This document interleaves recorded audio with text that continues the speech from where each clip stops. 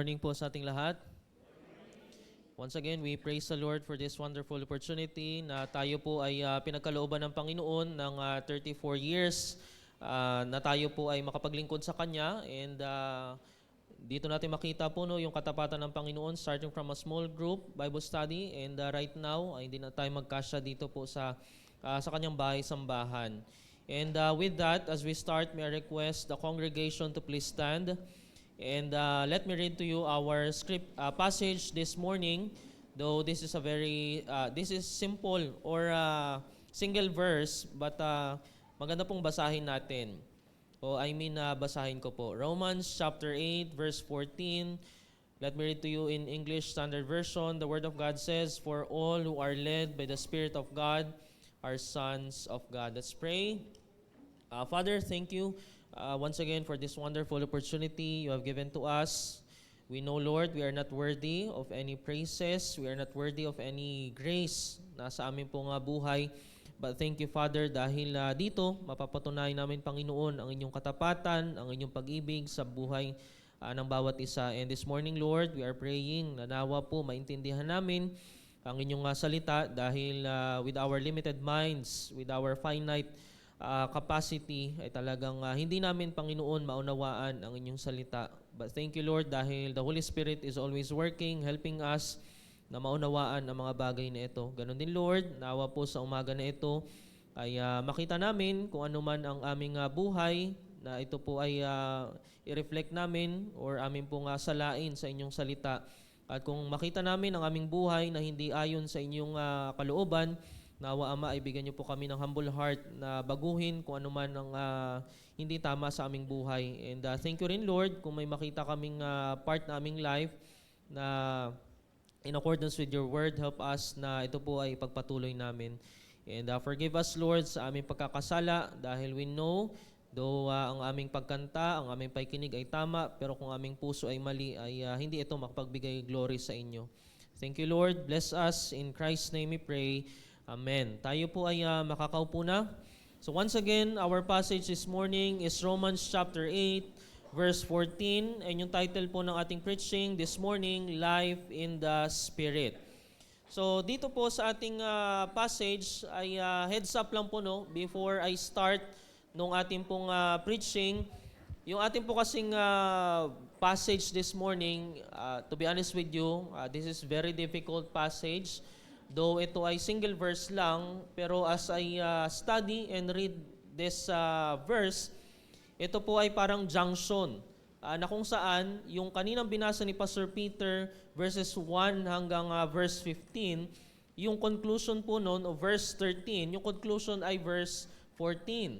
And then yung previous next verses 15 to 16 o sa ating pong Bible hanggang verse 17, yung explanation naman po ito ng verse 14. So nakita nyo po yung junction na itong verse 14 ay ma-explain lamang natin if we look backward and then if we look forward. So dito po sa ating preaching this morning ay wag po kayong magulat kung makuha natin yung point natin sa previous or sa next verses ng ating pong pag-aaralan na Book of Romans. So wag po kayong magulat dahil yun po yung mangyayari. And once again, let's go back na po sa ating passage. So in the book of Romans chapter 8 verse 14, this is a timely reminder for us or a great reminder for us dahil ito po ay sasalain ano ba ang isang tunay na mananampalataya. Many people claim to be a Christian today. They know the Bible verses, they attend church services, they know many things, and nakakalungkot, there are even unbelievers na involved sa ministry. And ito yung nakakatakot po bilang isang mananampalataya. Kasi kung ano man yung ginagawa natin sa loob ng simbahan, kayang gawin ng isang unbeliever. Song leading, even preaching itself, reading the scripture, singing in front of the congregation, ay kayang gawin ng isang hindi mananampalataya. And to be honest with you, ay yan po ay mapapatunayan sa buhay ko. So ito po before, I remember, teacher po namin si Ate Jen, doon po sa may parsonage, lagi talaga yan, hindi ka makapag-merienda pag wala ka journal. So ako naman, magawa talaga akong journal kasi walang merienda. So just imagine, that time, ako ay isang unbeliever, but I can read the scripture, I can do my journals. So, papaano bilang isang mananampalataya, mapapatunayan natin, oo nga, ako ay isang Kristiyano. And ito pa yung dilemma po, no? Especially kung ikaw ay lumaki sa loob ng simbahan, at ikaw ay nagkaugat na doon sa Sunday school, you know the struggle. Na bilang isang mananampalataya, bilang isang tao, paano ko mapapatunayan na ako ay isang Kristiyano if ginagawa ko lahat ng ginagawa ng isang Kristiyano? Ano yung pagkakaiba? At yun din nawa yung makita natin this morning at yun yung ating sasagutin, paano ba malaman na ako ay isang Kristiyano? And we praise the Lord, this passage na meron tayo will have enough answer sa bagay na iyan. Sabi niya, for all who are led by the Spirit of God are the sons of God. So kung meron mang mag-distinguish, mag-separate sa isang unbeliever sa isang believer, yun ay ang pananahan ng banal na Espiritu sa kanyang buhay. So ngayon, ang tanong sa atin, paano ba ito malaman? I remember for the past Sundays, we've been dealing about the Spirit. And I've heard yung single word na prompting. It's easy to say, especially kung ikaw ay mature na believer, na okay, ito yung prompting ng Holy Spirit sa akin, ito yung leading ng Holy Spirit. Pero for those na wala pa sa Panginoon, and for those sa bagong mananampalataya, hindi ito madali. Dahil there are times we say prompting ito ng Holy Spirit, pero in reality, simply, this is my desire, simply, this is what I want. So, iimayin natin siya at gagawin nating simple, paano natin malaman na ako talaga ay pinangungunahan ng banal na Espiritu? And we praise the Lord dahil hindi na natin kailangan lumayo po, no? Because the Scripture itself is sufficient to explain yung kanyang sarili. So, this morning, meron lang po tayong 2 puntos. So, number 1, the pictures of believers. Ano ba ang larawan ng isang mananampalataya? So, for our first subpoint, believers are directed by the Spirit. So kung meron mang isang larawan ang isang mananampalataya, ito dapat iyon. Believers are directed by the Spirit. And this word po, very important, the word led, ay dapat natin itong bigyang pansin. Dahil in our English translation, as if the Scripture is saying na the Holy Spirit is controlling you. Pero the Word of God, in the original, hindi yun yung kanyang pinaka-puntos. Yung puntos dito ng word na led is simply helping you na mapunta doon sa direction na gusto niyang puntahan mo. Dahil once again po, no, it will contradict doon sa tinatawag nating so-called free will ng isang believer. And mawawala ng accountability ang isang mananampalataya. Kaya dito makikita po natin, no, once again, when we say led, it means the direction of our lives is no longer controlled by our sinful desires, but the Spirit of God. Dahil before we came to Christ, we are guided by our own will. Kung ano po natin, no, kung tayo ay familiar, we have this so-called free will. But before na wala tayo kay Kristo, yes, we have free will, but we are always free na magkasala. And that's the reality ng life natin. But right now, bilang isang Kristiyano, our desires, our decisions, and ambitions were shaped by the Holy Spirit itself. Or we can say, ang isang tao na nakay Kristo ay binabago ng banal na Espiritu. But once again po, no, hindi niya ibig sabihin dito na tayo ay parang robot na remote control na okay, you go to the left, you go to the left, you go to the right, then you go to the right. Dito, ang ginagawa po ng banal na Espiritu, He works in our hearts so that we begin to desire what pleases God. We can say no, we can say yes. And dito makikita natin yung buhay ng isang mananampalataya na meron pala akong accountability bilang isang Kristiyano. Na there are times we think na dahil kasi sa ito kasi yung ginagawa ng karamihan, kaya ganito yung buhay ko. At dahil kasi ito sa mga leaders, that is why this is my life. Pero we need to understand bilang isang mananampalataya, yung accountability na meron tayo. Na hindi natin pwedeng sisihin ang ibang tao dahil in reality, it is your choice to read the Word of God, to attend services, to pray, So yun yung ginagawa ng banal na Espiritu sa atin. He is always directing us. He is always helping us na makita yung kalooban ng Panginoong Diyos. Parang ano po, no? Parang napakadali nung ating sinabi. Pero in reality, paano ba natin malaman na tayo ay, yun ang direksyon ng Holy Spirit? Once again po, no? The Holy Spirit will not speak sa atin. Hindi siya tulad ng Old Testament na, okay, Pastor Christian, pumunta ka doon. Or there are times, ang inaantay natin, Lord, pag merong peace sa aking heart, I know this is your will. Nagawa niyo na po ba yan? Minsan nagawa ko rin yan, Lord, kung talagang itong kalooban mo, bigyan mo ko ng kapayapaan. But in reality, there are times, payapa rin yung ating puso gumawa ng kasalanan. So just imagine, no? Paano natin ba ito malaman na, oo nga, no, ito yung kalooban ng Panginoong Diyos. So dito natin titignan, paano ba nagsasalita ang banal na Espiritu sa buhay natin? Hindi po ito audible. The Holy Spirit lead us through the Word of God. Ibig sabihin, as we read Scripture and meditate on it and listen to it being taught, the Spirit opens our understanding and directs our steps sa mga bagay na ito. So ito po yung equal or simple formula. Without the Scripture, you cannot know the will of the Lord. Apart from the Word of God, there is no leading sa ating life. Kaya yun yung dapat na maunawaan ng isang believer. Pag hindi pala ako nagbasa ng Biblia, hindi kalugian ito ng church, kundi kalugian ko bilang isang mananampalataya. And I remember before, pasensya na po, no? Babalik ulit ako sa dati. Nung ako ay nasa Sunday school, talagang hindi ko maintindihan, bakit ba may journal pa ito? Hindi ba pwede na Sunday na lang, Wednesday? Pero doon ko naunawaan na teka lang.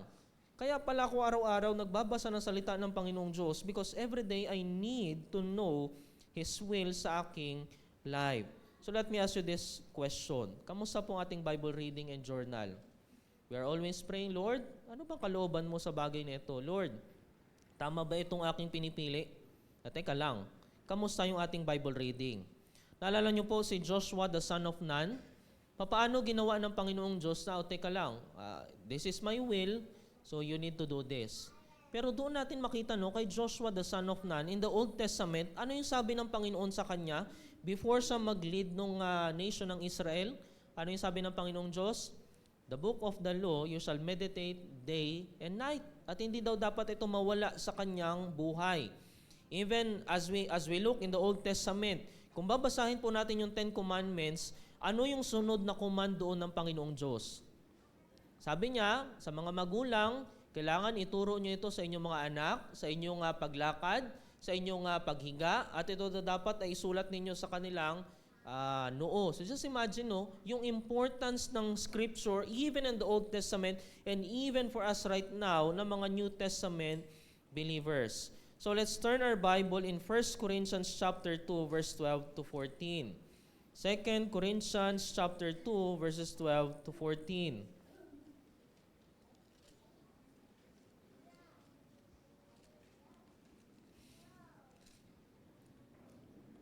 1 Corinthians chapter 2, verses 12 to 13. 12 to 14.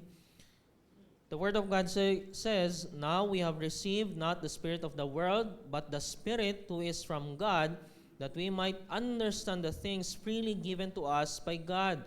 Verse 13, And we impart this in words not thought by human wisdom, but thought by the Spirit, interpreting spiritual truths to those who are spiritual. Verse 14, The natural person does not accept the things of the Spirit of God, for they are foolishness to him, and he is not able to understand them because they are spiritually discerned. Or in other translation, they are spiritually blinded. So ganito pala kumilos ang banal na Espiritu sa ating buhay. Hindi yan siya magsalita, no? At pag naginip tayo, doon din siya magpakita. Hindi po. Pag ganun na nangyari, ay wag na po tayo makinig, no? Ibang spirit iyan. Baka spirit ng kakaiba po iyan. Pero dito, the Word of God is very clear na ang banal na Espiritu is helping us to understand these things. And then, another question for us. Yes, Pastor, we read the Word of God. Yes, we know na ang banal na Espiritu is always working sa ating life. Pero, Paano ba ang transaction dito? As I read the scripture, paano ko ngayon makikita na yung buhay ko is truly talagang being led by the Spirit? Dito po natin maunawaan na yung leading ng Holy Spirit dito, merong requirement po siya. And dito natin makikita, the Holy Spirit's leading requires something from us, and that is a willing and submissive heart. Dito po natin matutunan, if you hear yung doctrine about sanctification, na kung saan bilang isang Kristiyano, or para po mas madali siya, yung tinatawag nating Christian life. In our Christian life, hindi ito pwede na, okay, I'm praying to God, pero wala akong ginagawa. Dito natin makikita yung transaction na ang Panginoon is working in our lives, but at the same time, we have to do something sa mga bagay na ito. Though once again, in our initial salvation, yun ay trabaho ng Panginoong Diyos. But in our Christian life, hindi pwede na sometimes we have this prayer, Lord, help me to grow in my Christian life. Pero ang tanong, anong ginagawa mo bilang isang Kristiyano? At yun yung tinuturo sa atin dito ng banal ng salita ng Diyos. Yes, God is helping us, but it requires something from us, a willing and submissive heart. Dahil a stubborn heart resists God's guidance, but a humble heart says, Lord, teach me, or Lord, lead me. And dito makita natin ito not just in the New Testament, but even in the Old Testament. Ganito yung buhay ng isang Kristiyano. So medyo unti-untiin po natin. Let's turn our Bible in the book of Psalms. And let me read to you Psalm 25 verses 4 to 5. Tingnan natin, paano ba namumuhay before yung mga mananampalataya in the Old Testament. Psalm 25 verses 4 to 5. Ano yung kanilang prayers in order for them to grow sa kanilang buhay Kristiyano? Psalm 25 verses 4 to 5. The Word of God says, make me to know your ways, O Lord. Teach me your paths. Lead me into your truth, and teach me, for you are the God of my salvation. For you I wait all the day long. And then let's jump in verse 9. In verse 9, sabi niya, He leads the humble in what is right and teaches the humble His way. And then let's jump po last, Psalm 143 verse 10. Psalm 143 verse 10.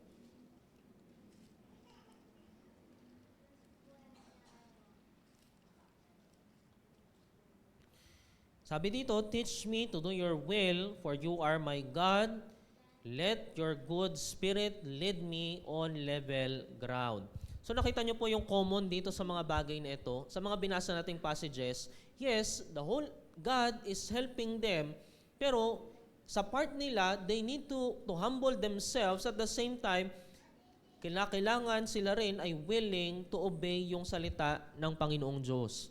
So ito pala kung gusto ko pala, bilang isang mananampalataya, kung gusto ko pala na yung aking buhay ay sumusunod sa banal na Espiritu o being led by the Spirit, hindi pala pwede na you are always praying na, Lord, please help me. I want to follow your will. I want to know your will. Pero wala tayong ginagawa on our part. Yes, prayer is powerful. But at the same time, kinakailangan hindi lang puro pray. Kinakailangan meron tayong gawin bilang isang mananampalataya. So that's number 1 po.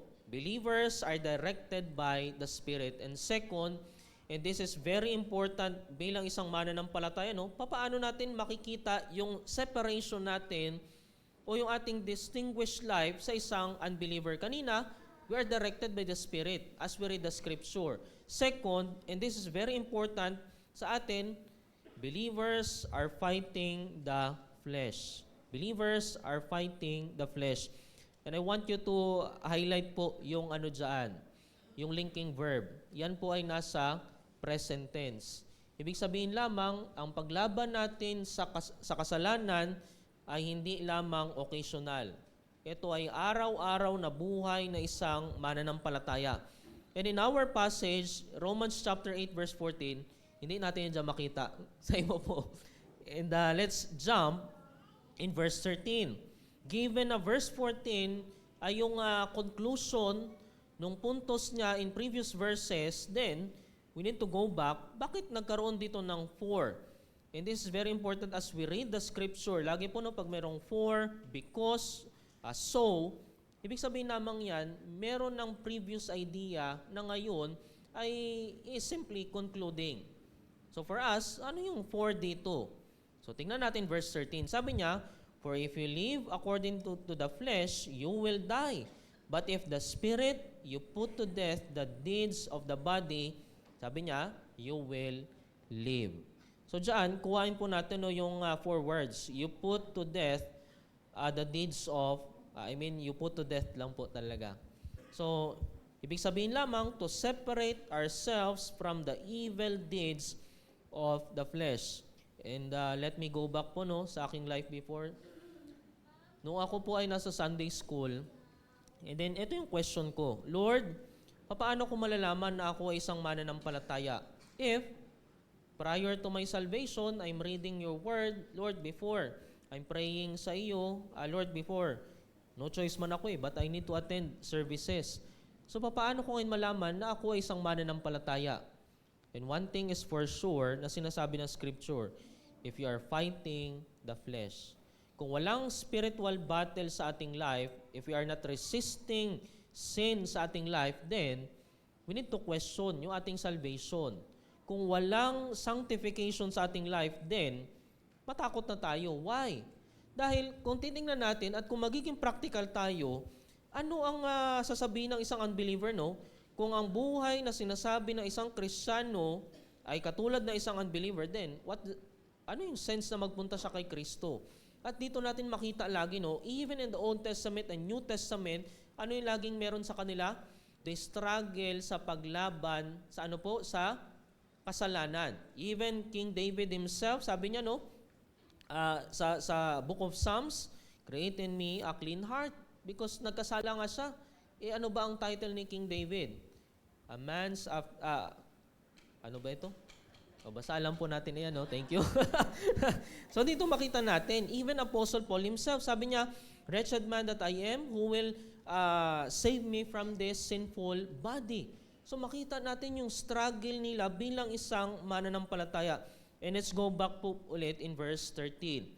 Makita niyo po dyan yung description na sinabi ni Apostle Paul. Sabi niya, you put to death the deeds of the body. Hindi niya sinabi, okay, as you go sa iyong Christian life, i-baby mo yung iyong kasalanan. I remember, we have this so-called pet sins. Alam niyo ba yung pet sins? Nung ako ay bata, parang tanda na, no? Nung ako ay bata, parang wala man tinatawag kaming pet sins. Kumbaga, kung nagkasala ka, then that is sin. Para lalo po nating maintindihan, sino po dito yung merong alagang aso? Ano yung tawag nyo sa aso po ninyo? Fur baby. Na, imagine nyo, no? Pasensya na po sa mga dog lover dyan, no? Ano lang po ito, example lang naman. Ayan. I remember before, as I scroll sa social media, meron ako nakita, no? Nagkaroon ng controversy doon sa mall na yung palitan ng diaper ng baby ay naging palitan din ng diaper ng aso. Before naman, nung bata ako, hindi man yan ganyan, no? Na pati ngayon, yung mga baby na rin nila yung aso, na talagang parang tao na nila, no, kausapin. Before, pag aso yan, hindi mo baby ang tawag saan. Talagang dog lang, ayan, o pet lang. Pero naging baby. At ano yung nangyari? Nagkaroon ngayon ng talagang na-soft yung heart ng mga tao as they look doon sa aso.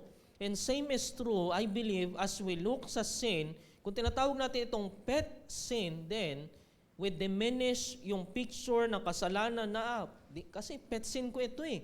Kasi alaga ko itong kasalanan, so talagang napakahirap tanggalin sa aking buhay. Pero anong sabi ni Apostle Paul? Do not take care sa iyong kasalanan. Huwag mo itong tawaging pet sin. Pero sabi ni Apostle Paul, patayin mo ang kasalanan sa iyong buhay dahil sa totoo lang, hindi na yan yung iyong buhay. So we cannot diminish or we cannot simply baguhin yung ating pagtingin sa kasalanan. Kasi ito na yung kasalanan ko eh. This is my pet sin. But the Word of God is very clear. The Holy Spirit is guiding the believers into war against sin. Dahil before salvation, people may live comfortably in sin. They may feel occasionally guilt, but there is a little resistance. But when the Holy Spirit enters the life of a person, ano po nagkaroon? There is now conflict sa buhay ko at sa kasalanan. Or we can say, the believer becomes aware of sin in a ways they never were before. The things that once seemed normal trouble, their conscience right now, the Spirit begins to convict the believer and call them to a different way of life. So ito pala kamusta yung buhay ko? That is why, ito po yung dapat maunawaan natin, na yung ating confession ng kasalanan, hindi ito natatapos sa salvation. Yung ating pag-say sorry sa Panginoon, Lord, sorry because nagkasala na naman ako, hindi ito pwedeng matigil sa salvation. Hanggat nabubuhay ang isang mananampalataya, patuloy na merong repentance sa kanyang life. The moment na mag-stop tayo na mag-repent ng kasalanan din, matakot tayo bilang isang mananampalataya. Why? Because the battle with sin and flesh is not always easy. And itong bagay na ito ay pang-araw-araw. Tingnan niyo po yung verb dito na ginamit ni Apostle Paul. Nasaan po yan? Nasa present tense. Ibig sabihin, daily struggle ng buhay ng isang Kristiyano. At kailan na po tayo titigil na kalabanin ang kasalanan? Sa langit. O dahil wala pa tayo sa langit, patuloy yung ating paglaban sa kasalanan. Kaya kung nagiging normal yung kasalanan sa buhay ng isang mananampalataya o so-called Christian, then we need to question yung ating salvation. Ako ba talaga ay nakay Kristo? O simply, pinipilit ko na ako ay nakay Jesucristo. At ayun ay napakabigat po bilang isang mananampalataya because once again, the unbelievers makes peace with sin, but believers fight against it. Let's turn our Bible in the book of James, James chapter 4, verse 4.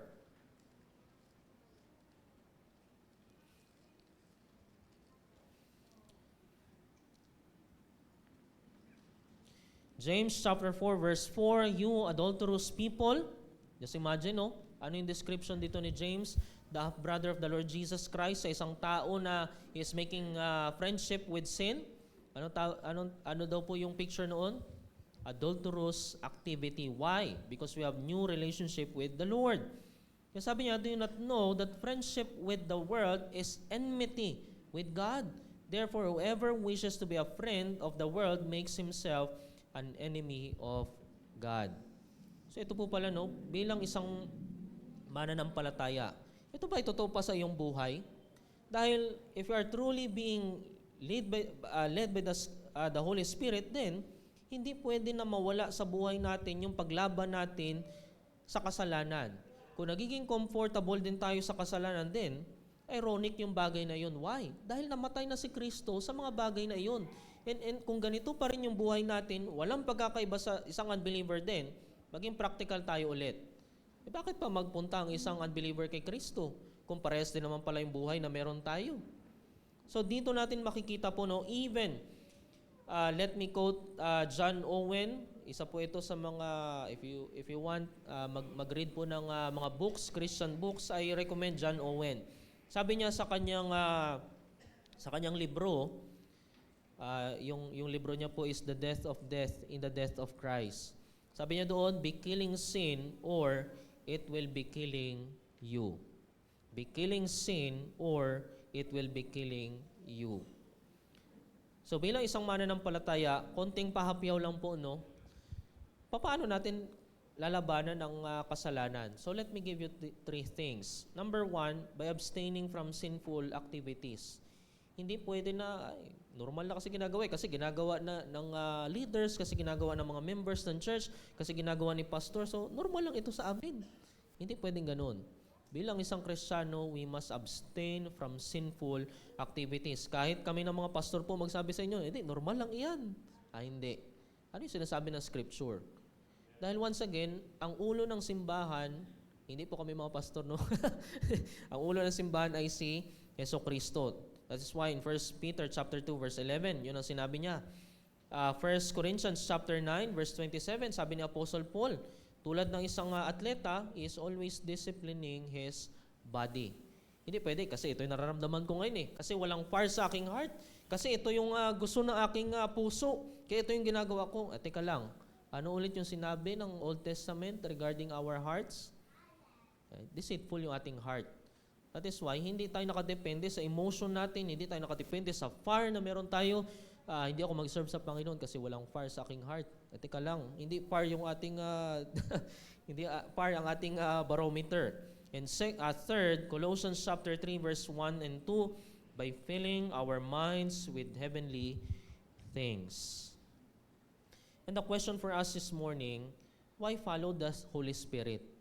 Bakit ako bilang isang mananampalataya magsunod pa sa banal na Espiritu? Hindi ko na masunod ang traffic rules sa Antipolo. Magsunod pa ako sa banal na Espiritu. So bakit? At dito makikita natin in verse 2. Balik po tayo sa Romans chapter 8. In verse 2, sabi ng Scripture, Romans chapter 8 verse 2, for the law of the Spirit of life has set you free in Christ from the law of sin and death. Third, dito na makita natin picture na isang believer, believers are redeemed in Christ. And kuhain po natin doon yung 3 words na set you free. Sige po, next yun na po ng PowerPoint. Ayan. Letter C, set you free. It means liberated from slavery of sin and free to be the person God wants us to be. And yan po ay makita po natin, supported by Galatians chapter 5 verse 1. Bakit kinakailangan ko labanan ang kasalanan? Bakit kinakailangan ko always, I am looking doon sa pag-lead ng Holy Spirit or prompting ng Holy Spirit? Because once again, we need to understand bilang isang mananampalataya, God transferred us from the kingdom of darkness to the kingdom of light. In Colossians chapter 1 verse 13. Ibig sabihin pala, hindi na ito iba sa buhay ng isang mananampalataya. Before salvation, sin was our master. We were bound by its influence and unable to truly break from it. Sabi nga po sa Ephesians 2:1, ano daw tayo before? Dead in our trespasses and sins. Ibig sabihin lamang, hindi natin kayang labanan ang kasalanan, but right now, because the Holy Spirit is residing sa ating life, we can now pursue righteousness and walk in obedience to God. Na ang banal na Espiritu empowered us to say no sa kasalanan. O para mas madali nating maunawaan, sino po dito yung namamalengke? Marami man siguro sa atin, no? I remember before, nung ako po ay pupunta sa palengke, sumasama lang naman ako. Hindi man ako namamalengke, hindi ko alam yung mga isda eh. Pero doon sa may mga isdaan, meron ako napansin doon. Ano yung mga isda, though sabihin natin, no, talagang napakaganda nung, nila, maputi pa, hindi pa mapula yung mata, hindi adik yung isda, no? Okay pa isda. Talagang kahit anong pilit na lagay ng tubig doon ng mga tao or pag-preserve sa kanila, namamatay pa rin sila. Why? Dahil hindi yun yung environment na meron sila. Now, once natanggalin mo ang isda sa tubig, mamatay talaga yan. And same is true sa isang believer. Hindi pwede na manatili ang isang Kristiyano sa paggawa ng kasalanan. Though sometimes we have this argument, teka lang pastor, bakit in the book of Corinthians, sabi doon ni Apostle Paul, you worldly Christians, you earthly Christians. Pero we need to understand yung context as we read the scripture. Sinabi ba ni Apostle Paul, okay, dahil yan ang buhay nyo, ipagpatuloy nyo lang. Anong sabi ni Apostle Paul? You need to repent of your sins. You need to cut off your relationship with sins. Dahil sabi niya, there is no fellowship with light and darkness. Kaya nga hindi natin pwedeng i-justify, ngayon kasi I'm simply worldly Christian. Matakot tayo pag ganun yung tingin natin sa ating buhay, no? At nananatili na ganun yung ating buhay. Because the scripture itself do not recommend and do not describe ang isang mananampalataya sa ganung klaseng buhay. That is why this is a timely reminder for us na yung word minsan din po, no, backsliding, minsan ginagawa rin natin itong excuse nagba-backslide lang kasi ako ngayon. Teka lang po, no, merong thin line doon sa word na backsliding na baka you are simply justifying your life by the word backsliding na ang katotohanan, wala ka naman talaga kay Kristo. Kaya nga hindi pwede na manatili ang isang mananampalataya sa buhay na yan. Kasi bagong Kristiyano pa lang ako, pastor. That is why I'm struggling with this kind of life. At teka lang, nung sinulat ito ni Apostle Paul, verse 13, na you put to death the deeds of the body of the flesh, sino yung ina-address niya? Sabi sa Romans chapter 1, verse 1, saints in Christ. Ibig sabihin, whether you are new or old, whether you are bago pa lang sa pagiging Kristiyano or mature in Christ, walang excuse tayo dito na, kasi bago lang ako kasi matanda na ako sa pagiging Kristiyano. Hindi. The moment na you put your faith in Christ, you enter the battlefield of sanctification or Christian life. Hindi, maging excuse, kasi bago lang ako Hindi. The moment na ikaw ay naging Kristiyano, nandoon na kaagad yung battle na ikaw ay Kristiyano na. Para mas madali nating maintindihan ulit. Pag ikaw ay nasa sport, hindi ka man tanungin ng kalaban mo, kunwari sa basketball, ay bago ka lang ba sa basketball? O sige, pwede ka tumira. Hindi man ganun. Walang pakialam sa basketball kung ikaw ay bago o matagal nang naglalaro. Same is true sa buhay ng isang Kristiyano. Hindi dito issue kung bago ka ba o matagal na. Why? Because the Holy Spirit is always helping us, giving us, even God Himself giving us the means of grace in order for us to follow His Word. So the issue is not yung means. The issue here is not yung supply ng grace ng Panginoon. God is always supplying yung ating pangangailangan. Ano yung problema? Our hearts. Our hearts. Bilang isang Kristiyano. Kaya nga, napakaganda po dito, as we look the scripture itself, pang-apat po, and ito yung maging supplement doon sa ating previous. Kung yung challenge sa atin is to live a holy life, paano natin yan magawa? Pang-apat, believers are sustained by the Spirit. And let's jump in verse 11. Romans chapter 8, verse 11. Tingnan po natin. Sabi dyan, if the Spirit of Him who raised Jesus from the dead dwells in you, He who raised Christ Jesus from the dead will also give life to your mortal bodies through His Spirit who dwells in you. So dito makita natin po, gusto ko pong kuwain dyan yung 3 words. Will also give. It means He sustains life and gives future hope in Christ Jesus. Ibig sabihin lamang, the Christian life is not sustained by human effort alone. Because the same Spirit who gives life also continues to strengthen believers through their journey. And para po, lalo natin makita ito na pastor, kasi bago lang ako sa pananampalataya At teka lang, paano ba kumikilos ang banal na Espiritu sa ating buhay? Pasensya po kung medyo mabilis po ako magsalita, Medyo, ayan. Sige po, let's turn our Bible. Ayan. In the book of Philippians. Tingnan natin sa Philippians chapter 2, verses 12 to 14. Sabi niya dyan, Philippians chapter 2, verses 12 to 14.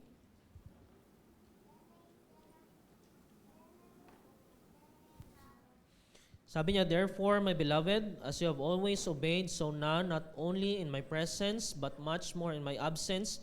Apostle Paul is speaking here na, kasi at that time, siya ay nasa preso. Pero sabi niya dito, hindi excuse na, I'm not present with you right now. Sabi niya, work out your own salvation with fear and trembling. Why? For it is God who works in you both to will and to work for His good pleasure. Ano po ang sabi niya? You work out your salvation. Very important po, hindi yung sinasabi dito na you work in order for you to get salvation. But He is simply saying, you have the salvation, then you need to work for that. You need to enhance your salvation or your Christian life. And nakita niyo po doon, yung address dito ni Apostle Paul o yung spear ng kanyang command, hindi niya sinabi, okay, for the mature and old believers, work out your salvation. Pero sinabi niya dito, lahat ng mga mananampalataya, we need to work out our salvation. Why? Ano daw yung reason? Is it because your church is great? Is it because your pastor is great? Is it because of your deacons? No. Sabi niya, for it is God who works in you both to will and to work for His good pleasure. Ibig sabihin, God is always supplying and working sa ating life.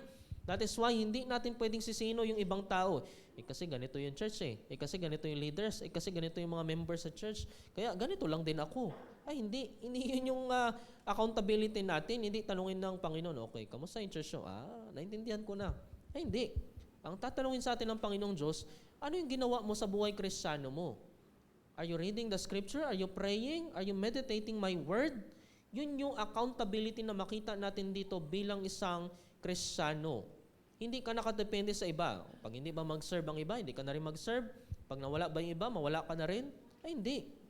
Ang lagi natin dito tinitignan or yung pagdepende natin ay sa banal na Espiritu. That is why, makita natin dito, yung importance ng Holy Spirit sa ating life. Number one, God sent the Holy Spirit so believers can follow His word on earth.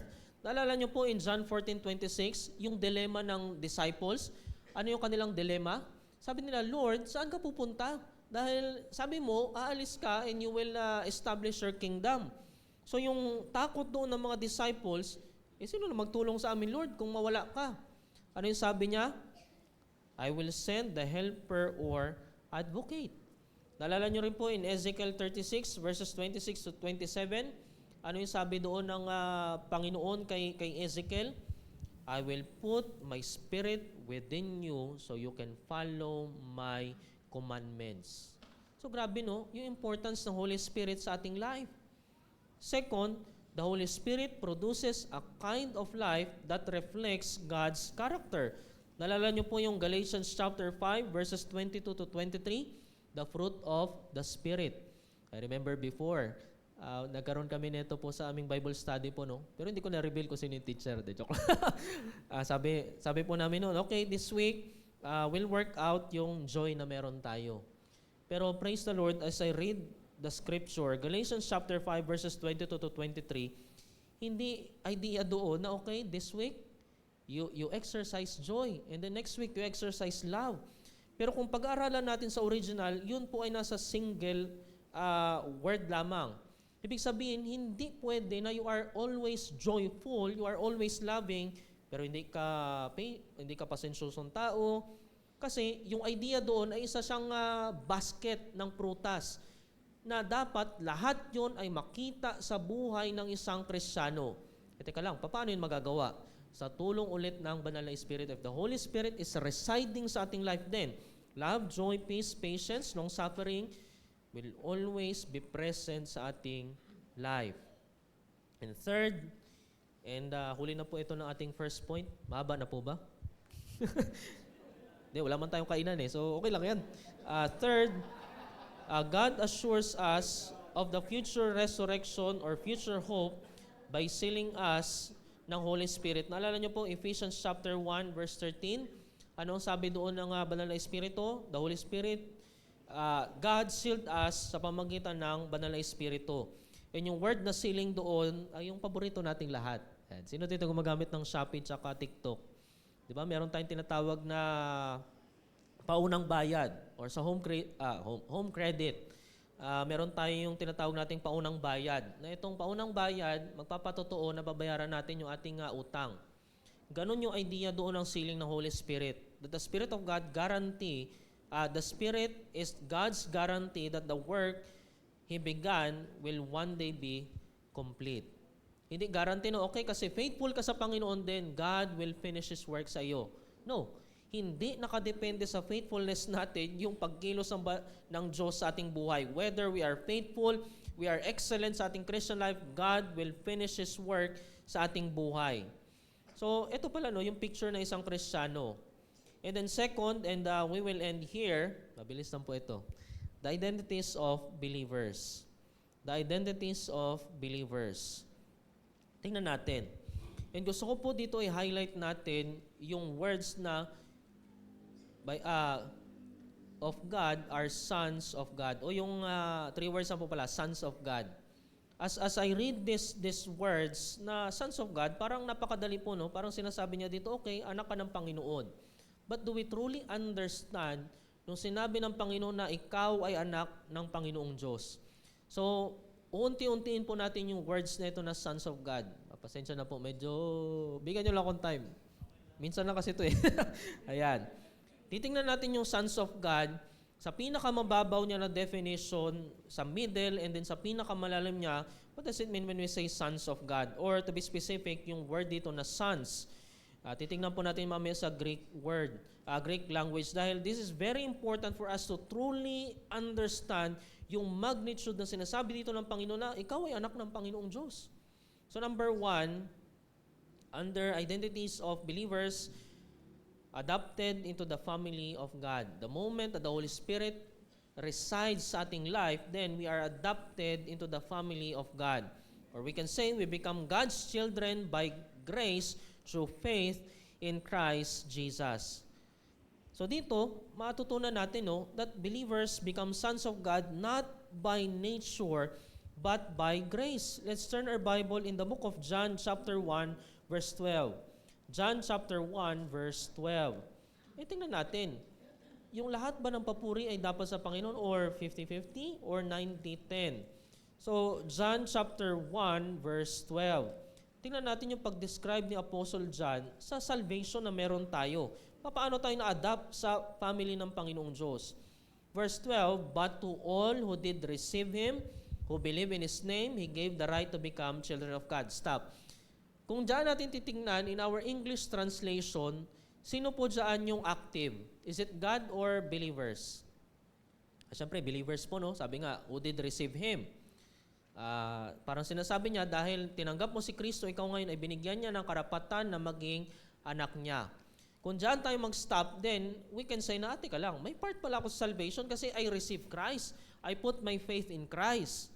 Pero as we continue yung verse 13, anong sabi niya? Dito nagkaroon bigla ng reflection o nagkaroon ng nag-pacify si Apostle John. Sabi niya, paano ito nangyari? Paano tayo naniwala kay Kristo? Paano natin siya tinanggap? Makita natin dito yung elements in verse 13. Who were born not of blood, nor of the will of the flesh, nor of the will of man, but of God. Very important po doon yung single word na of. Ibig sabihin, possessive.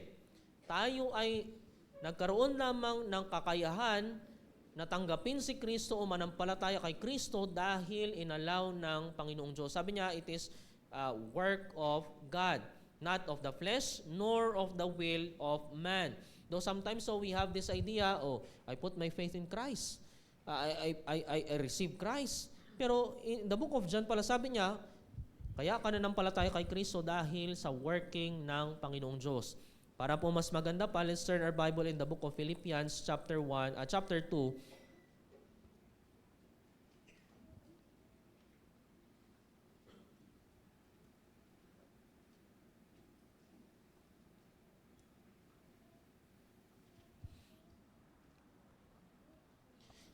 Ayan. Book of Philippians po. Kaya pala hindi ko makita Book of Galatians. Ayan. Philippians chapter 2 verse. Ayan. Philippians chapter 1 verse 29. So Philippians chapter 1 verse 29. Sabi niya doon, for it has been granted. So stop po muna tayo dyan. Yung word na granted, it means gift. Regalo ng Panginoon sa atin. Sabi niya, for it has been granted to you that for the sake of Christ, you should not only believe in Him, but also suffer for His sake. Dalawang regalo ng Panginoon. Sabi niya, you suffer. Regalo ng Panginoon yan. Pero pangalawa, nakita niyo po doon, yung pangalawa niya sinabi, regalo ng Panginoon, yung pananampalataya na meron tayo. Ibig sabihin, the moment we exercise saving faith, ito pala ay ano daw? Regalo ng Panginoong Diyos. Hindi ito, dahil matalino kasi ako kasi magaling ako I remember before, nung kami po ay nag-ministry pa sa MOBA, parang kami lang. Lahat tayo nag-ministry sa MOBA, no? I remember doon, may mga tao na hindi nakapag-aral. Talagang grade 1, kinder. Pero bakit nakaya nila, unaunawaan nila na, teka lang, si Kristo ay tagapagligtas. Hindi dahil they have doctorate degree, hindi dahil they have master's degree, because God Himself granted them to understand Scripture itself. Na magulat tayo minsan, na minsan mas magaling pa yung mga tao na hindi nakapag-aral more than sa atin. Why? Or paano nila nagawa ito, no? Na they receive Christ. Dahil ito ay regalo ng Panginoon sa kanila. So once again, no, believers do not become children of God by natural birth, personal efforts, or religious activities. Simply, ito ay regalo sa atin ng Panginoong Diyos. So second to the last po, new spiritual status. Kung kanina nakita lang natin, no, yung transaction ng salvation. Ngayon, tingnan natin yung ating relationship with God. Alala niyo po Ephesians chapter 2 verse 3, sabi doon tayo ay subject ng galit ng Panginoong Diyos. And then kung basahin natin John chapter 8 verse 44, ang mga unbelievers daw, ang kanilang tatay ay si, nakakalungkot man sabihin, pero sabi ng Biblia o sabi ni Kristo mismo, ang tatay ng isang hindi mananampalataya ay si Satan. So just that you see, no, yung magnitude ng isang unbeliever. So dito tingnan natin, second point, new spiritual status. Dito makita po natin, no, in our passage Romans chapter 8, and titingnan po natin dito yung next verses 15 to 17.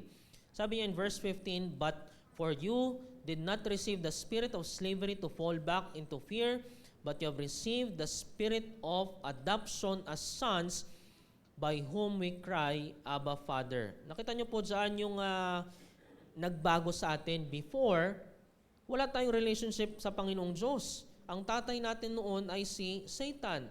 Pero the moment we become believers, salvation is not only about forgiveness of sins, but it is also about being brought into a new relationship with God as His children. And dito po natin makikita yung doctrine of adoption. But tignan pa natin yan mamaya po sa last natin iyan. But dito makita natin, no, na believers are adopted to the family of God. Ephesians chapter 1 verse 5. Ibig sabihin lamang, the moment na tayo na kay Kristo, nagkaroon ngayon tayo ng new spiritual status. Or we can say, believers leave behind their old life of sin and are brought into a new relationship with God. Romans chapter 8 verse 15 to 16. O dito, magkakaroon tayo ngayon ng perspective na, teka lang, hindi na lamang siya may creator, hindi na lamang siya yung aking ama o yung aking Diyos. Ngayon, we can address God daw na Abba or Father. I remember before no ako po ay nasa seminary pa dyan sa BBSI, may teacher kami. Yung pangalan niya po ay si Pastor Christian Eloria. Every time na mag-pray yan siya, dati po kasi hindi talaga ako magaling mag-pray. So I always observe them, paano ba sila mag-pray? Sulat ko yung structure nila. And sa pag-analyze ko ng mga prayers ng aking teachers, meron na highlight talaga doon si Pastor Christian Eloria. So, close ko naman siya, so pwede ko naman siguro siya banggitin. Doon, sa kanyang pag-pray, lagi yan siya, pag doon po sa aming chapel hour, pag mag-start yan siya, di ba normally tayo pag mag-pray, Lord, o kaya Heavenly Father, ganun. Pero siya, pag mag-pray yan siya, lagi na observe, ang address niya sa Panginoon is this, Itay. Itay, salamat po sa umaga na ito na kami ay nagsama-sama to worship your name. Nagtaka ko, ba't Itay ang tawag nito? Parang kakaiba. Pero doon ko naunawaan, nagtanong ako sa kanya, no, na bakit, Pastor, you address God bilang Itay? Hindi ba yun? Parang you diminish yung pagiging Diyos ng Panginoon. Doon niya in-explain sa akin, teka lang. Sabi ng Scripture, the moment the Holy Spirit resides in us, sabi ng Romans chapter 8, verse 15, we can call God bilang Abba Father. Yung ginamit niya dyan, we cry. Ibig sabihin lamang, hindi ito na, Lord, ikaw yan Hindi. Ngayon, we have now new relationship with God na we can cry to Him as our Abba Father. Na as we pray to God, hindi na ito na parang creator and creature relationship, but we know, we feel yung love ng Panginoon sa ating life. Na before, hindi natin ma-address yung Panginoon and we don't see yung kanyang providence sa ating life na indeed, tatay ko ang Panginoon, so He will always supply my needs. He is always there. He will always love me. Ano man ang mangyari sa aking life, He will always comfort me. Why? Dahil God is my Father. O ang Diyos ay aking Itay.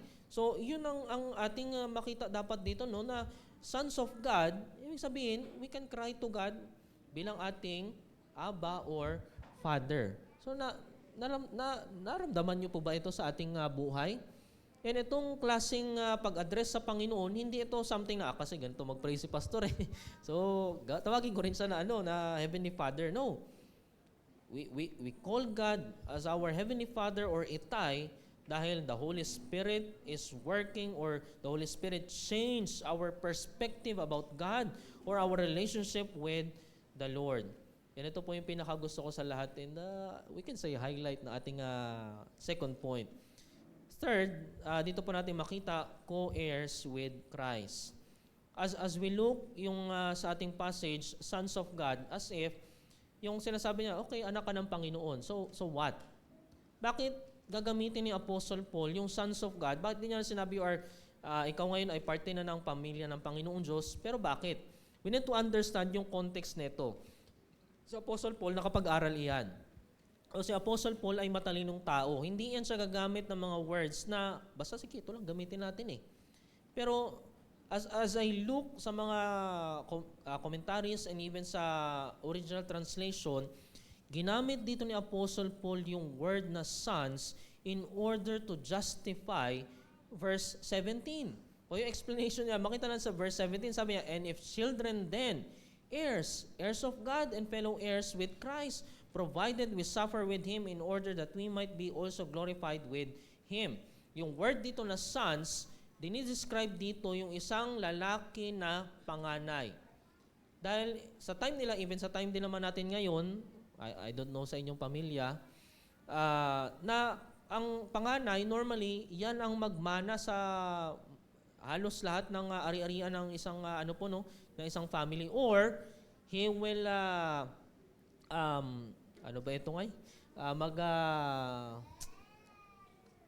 mag-aayos ng kanilang ari-arian. So ganun din dito yung sinasabi ni Apostle Paul. We are not just simply children of God, but we are sons of God. Ibig sabihin lamang, together with Christ, we will receive all the inheritance or all the riches na ibibigay ng Panginoon kay Jesucristo.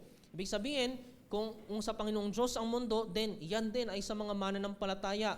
Kung ang universe ay sa Panginoong Jesucristo, someday we will also reign with Christ, or together with Christ, we will enjoy this creation ng Panginoong Diyos.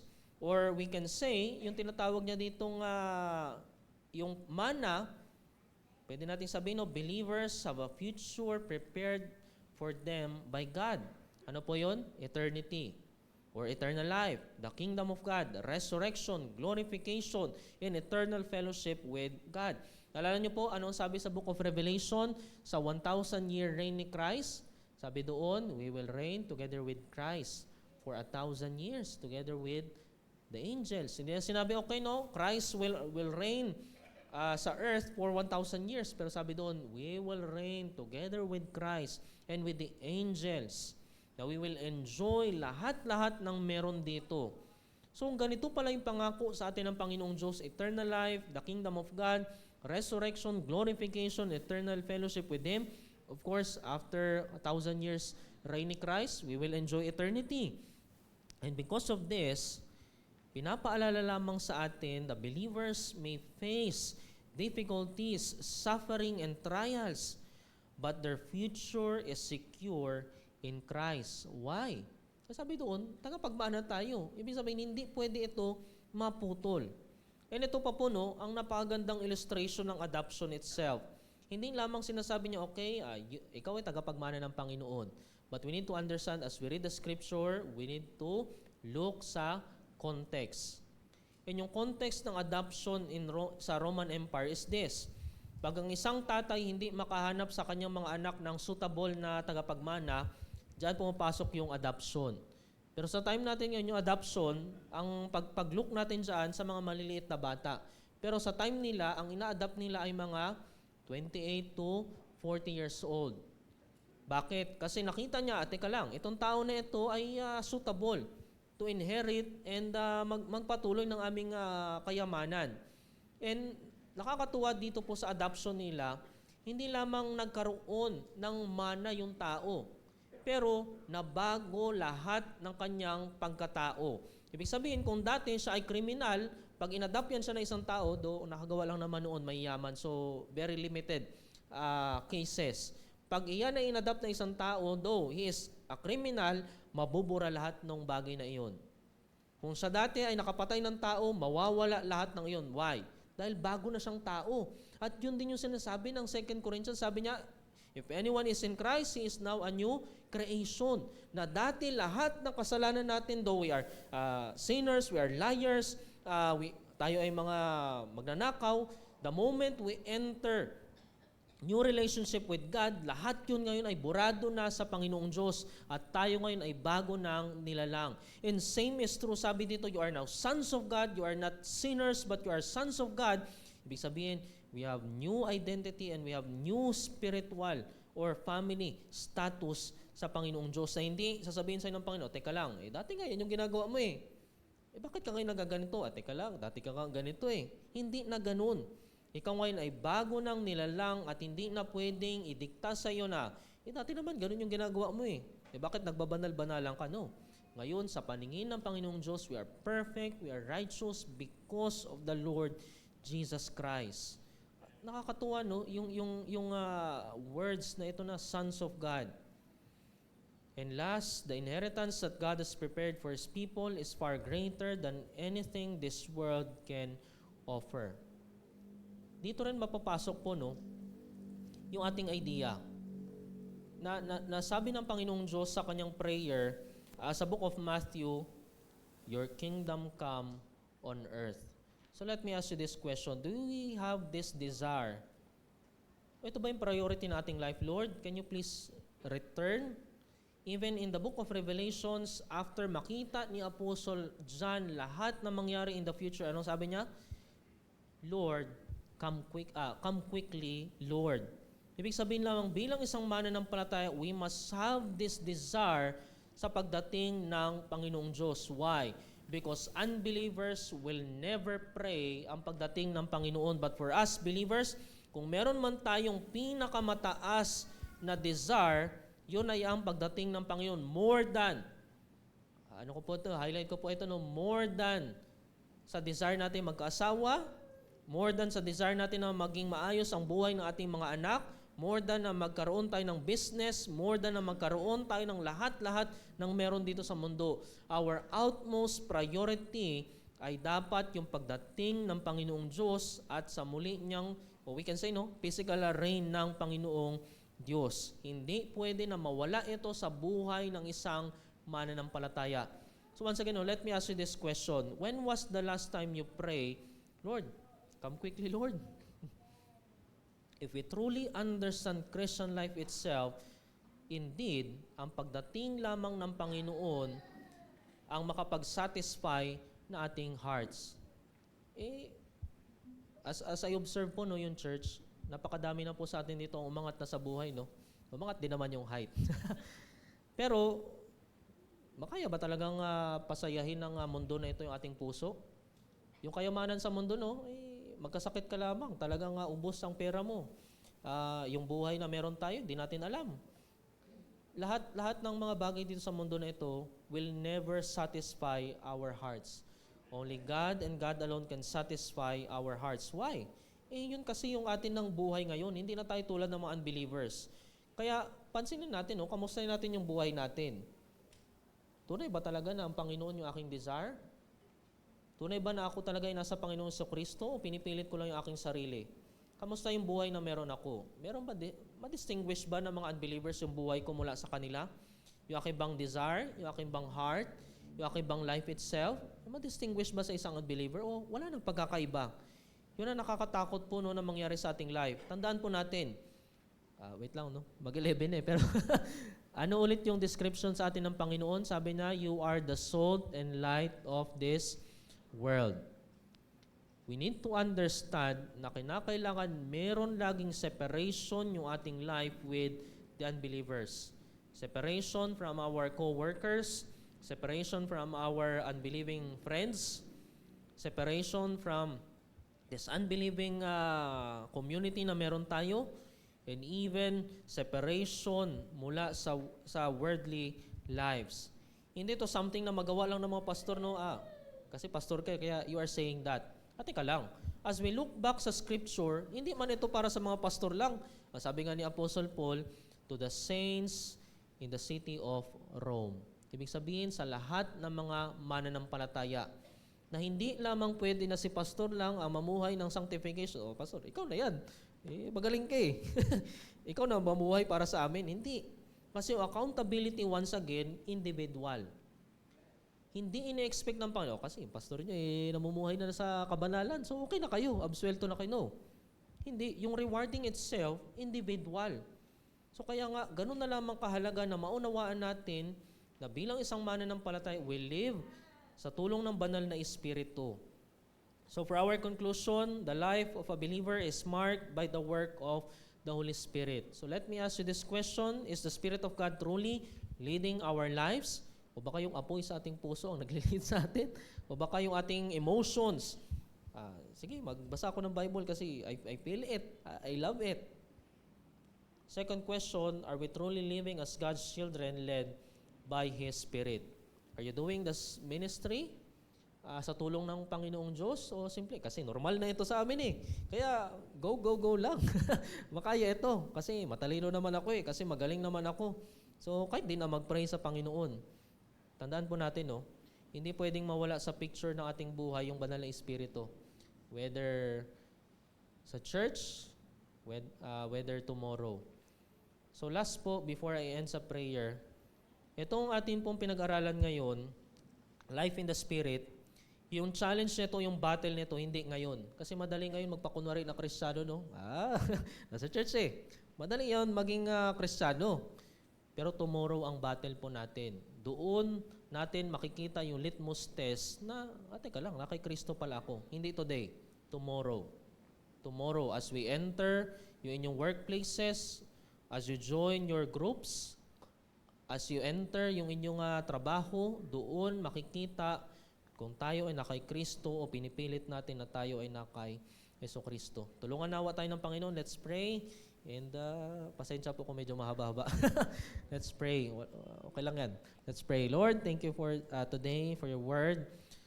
Though the scripture itself is very hard to understand para sa amin, but thank you, Lord, dahil the scripture itself is sufficient to explain ang lahat ng mga sinasabi po ninyo. Tulungan niyo po kami, Ama, at salamat po dahil we are celebrating 34th year ng inyong katapatan sa amin. Pero kung meron man kami, Panginoong, priority right now, hindi yung 34 years. Our utmost priority right now ay kung tunay ba na kami ay mananampalataya, we can sing sa choir, we can lead the congregation in singing, we can attend this service, pero wala kami kay Kristo. Nawa, Ama, ay makita namin kung kami po talaga ay na kay Kristo. At nawa, Panginoon, gamitin niyo po itong oras na ito upang ang mga wala pang tamang relasyon sa inyo ay makita nila na si Kristo ang tanging makapagligtas sa kanila at makapagbigay buhay walang hanggan. Salamat po muli. We bring back all the praises and honor to your name. In Christ's name we pray. Amen.